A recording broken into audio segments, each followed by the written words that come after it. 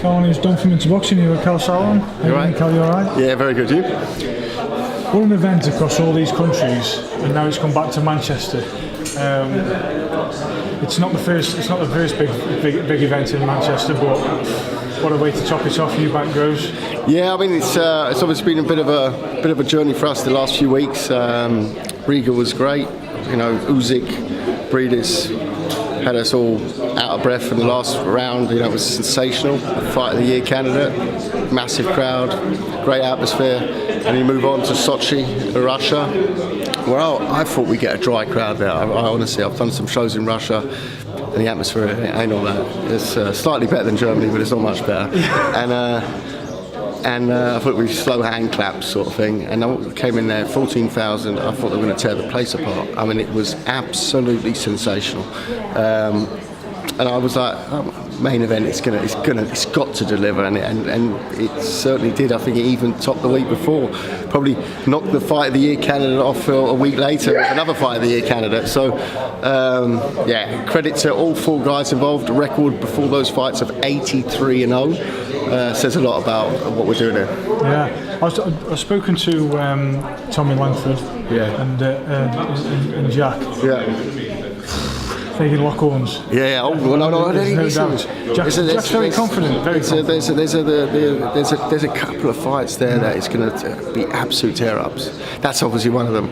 Yeah. You know, I think Low Walsh is another one that is going to erupt. It's got that. You know, it's got that undercard's got that feel, that 50-50 feel about things. It's got that feel of. It has got that feel about. Yeah, but it's not. Like I said, it's easy for me to sit there and say, "Oh, we've made an undercard. It's a peach, and it's all 50-50s." But just go look at. You know, there's four fights that the bookies can't split. So no. It is what it is. You know. No, obviously got. And three of those are championship fights. So. Smith, semi-final next week. Smith. Yeah. Not many people talking about that yet, but they will. Favourite Smith? Yeah. I think you'd go with him on the basis of age, probably. But Bramer wound the clock back a few years with the Brandt performance. But Brandt is, I think Brandt was good, but I think Smith is, of course, a different level. That was a quarter-final. This is a semi-final. Generally, the opponents get better. Yeah. And Joe Gallagher is an astute coach of many methods. I've often mainly worked in the opposite corner. Well, not personally, but my fighters. And this one here, I sort of sit in the middle, and I can watch with pleasure how they both do their crafts. And it'll be interesting because Bramer didn't have a coach in his corner first fight. And Bramer's a coach himself now, of course. Will he take a coach? I would definitely take a coach if Joe Gallagher was in the other corner, because it's going to be it's going to be an interesting fight, that one. A very interesting fight. But the interesting part is that also we'll start talking about that from Sunday onwards, because everyone will be like, okay, so what happens now, And the thing about the tournament is we know what happens next, which is always nice. That's with the ewvent Groves. I mean, probably 6 months ago. People, because we've got a site with 140,000 people commenting on things every time we post. There's 11,000 hits on there, and people were saying when it got announced, the ewvent Groves, oh, won't happen. Yeah. Now look. Yeah, I mean, it's quite funny when we announced this tournament last March in New York. People said, that won't happen.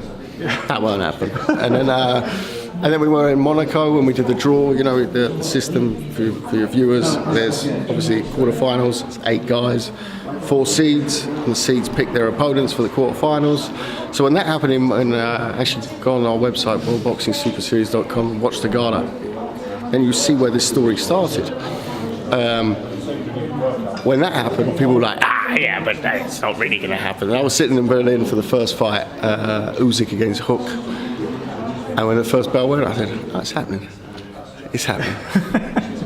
Boxing's always, it's an industry full of doubters. But I just sort of tunnel it out and just do what you got to do. Just get rid of them doubters. I didn't give a shit what the doubters say.